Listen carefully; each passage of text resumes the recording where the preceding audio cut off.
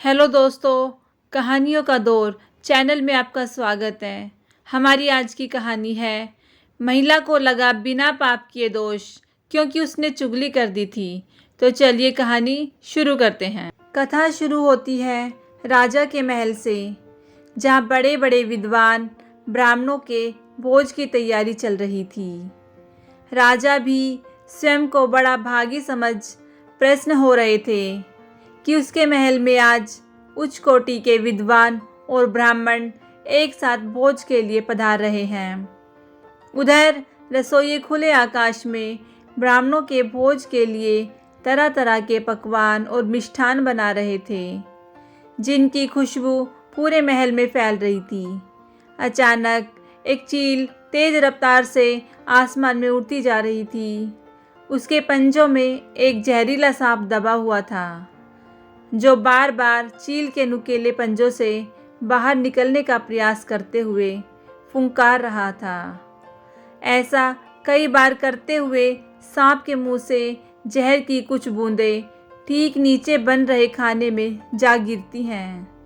खाना बना रहे किसी भी रसोइये को सांप के जहर का खाने में गिर जाने का कोई आभास तक नहीं होता। कुछ समय बाद वही खाना सभी ब्राह्मणों को परोस दिया जाता है। जहर इतना तेज था कि खाना खाते ही सभी ब्राह्मणों की मृत्यु हो गई। राजा को जब दुखद घटना का पता चला तो उसे ब्राह्मण हत्या का पाप जान राजा दुखी हो पड़ा। अब निर्णय धर्मराज यमराज को लेना था। आखिर इतने सारे ब्राह्मणों की हत्या का दोष किसके सर मढ़ा जाए? कौन है असली दोषी? क्या उस राजा के सिर जिसने सभी ब्राह्मणों को भोज पर निमंत्रित किया, या फिर उन रसोइयों के जो ब्राह्मणों के लिए खाना बना रहे थे और जिन्हें ज्ञात ही नहीं था कि भोजन के पात्र में सांप का जहर गिर चुका है? यमराज ने विचार किया तो हत्या का दोष राजा और रसोइयों में से किसी के भी हिस्से में नहीं जाता। अब बचे सांप और वो चील, जो सांप को अपना भोजन बनाने के लिए इतनी मेहनत कर रही थी।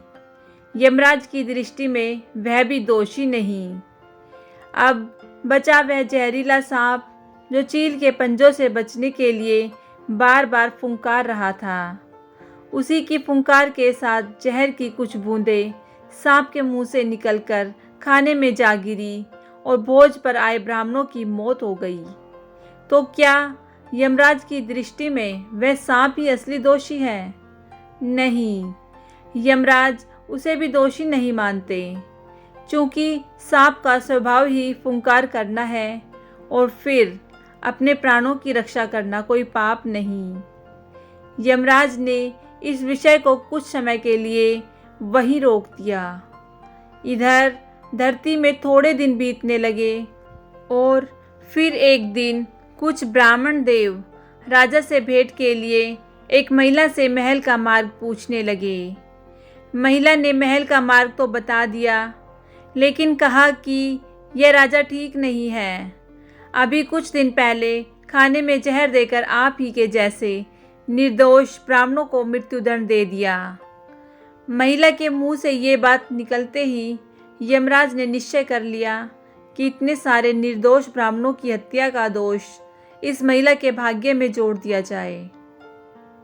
महिला के भाग्य में ही क्यों, इस पूरे वृत्तांत से महिला का तो कोई लेना देना तक नहीं था। फिर महिला को ब्राह्मण हत्या का दोष क्यों लगा? यह प्रश्न यमदूतों ने यमराज से किया।